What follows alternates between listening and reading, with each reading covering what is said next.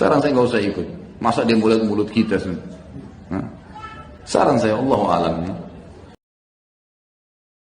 Saya termasuk yang sering mengingatkan kepada kaum muslimin, terutama jemaah pengajian saya, untuk menjauhi musik. Mohon maaf Bapak Ibu sekalian. Karena begini. Saya pribadi sangat bangga menjadi orang Indonesia dan bersyukur kepada Allah Subhanahu wa taala. Saya termasuk tidak setuju mengatakan Indonesia negara taghut, belum terapkan Islam. Dari mana ini gitu? Jalankan, patuhi pemimpin. Tidak boleh kita melanggar. Memang harus kita patuhi selama hal-hal itu tidak berbau pelanggaran dalam agama. Assalamualaikum warahmatullahi wabarakatuh. Alhamdulillah wassalatu wassalamu ala Rasulillah. Segala puji dan puja kehadirat Allah Subhanahu wa taala, juga salawat dan taslim kepada Nabi besar Muhammad sallallahu alaihi wa ala alihi wa sahbihi wasallam. Saudaraku seiman, salah satu nikmat Allah Subhanahu wa taala yang besar kepada kita yaitu nikmat ketentraman, keamanan, kemerdekaan. Dan itu akan terus kita perjuangkan. Bagaimana Nabi SAW pada saat dia usir dari Mekah, beliau lalu menghadap ke arah Mekah pada saat ingin ke Madinah dan berkata, kalau bukan karena kaumku mengeluarkanku darimu, maka aku tidak akan keluar, karena engkau adalah negeri yang paling aku cintai. Kita semua mencintai negeri kita Indonesia, dan semua yang mendukung perjuangan atas negara ini tentu akan kita dukung, terutama dari para dai-dai, para mubalik, para kiai.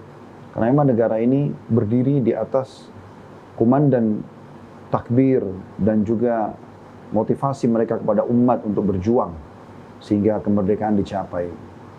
Pada kesempatan ini teman-teman sekalian, saya Khalid Basanama ingin meluruskan, ada cuplikan pada tahun 2017 dulu, ada seseorang yang bertanya kepada saya di salah satu masjid di Jatinegara tentang masalah di sekolah anak bapak penanya ini, itu ada perintah untuk menyanyi Indonesia Raya.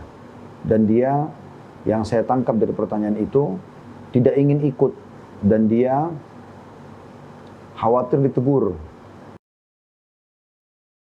Sekolah anak, tiap pagi ada waktu untuk menyanyi lagu kebangsaan. Apa yang harus anak lakukan? Soalnya jika anak tidak lakukan, anak ditegur guru. Tak usah ikut. Saran saya nggak usah ikut. Masa dia mulut kita semua. Nah, saran saya Allah alam. Tentu ini bukan berarti kita melarang kita, tapi saya membahas. Kalau saran saya akan ditanya. Kalau saya nggak usah ikut. Sesuai dengan pertanyaan itu, maka saya menjawab pada saat itu, tidak usah Anda ikut. Dalam arti kata, dia sendiri memang merasa terbebani karena pada saat disuruh ikut.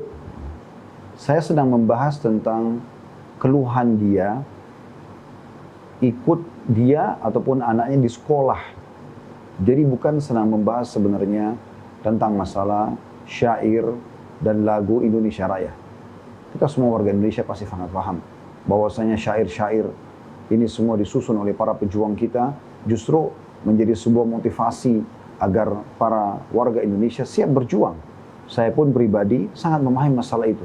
Dan kalau bukan karena mencintai dan memperjuangkan negeri tercinta Indonesia ini, maka mungkin kami tidak akan selalu mengadakan live setiap hari, menyampaikan agama Allah. Dan agama Allah isinya semua kebaikan. Menyuruh jujur, amanah, tanggung jawab, bakti sama orang tua. Begitu juga dengan melarang dari semua hal-hal yang buruk, ya, mencuri, menggibah, memfitnah, menipu. Kemudian mendukung pemerintah dalam setiap kegiatan positif, melarang dan meredam masyarakat yang ingin membuat keonaran, pemberontakan. Itu yang selalu kami kumandangkan, agar kita semua bisa bersinergi dalam menjaga ketentraman dan juga kemakmuran Indonesia.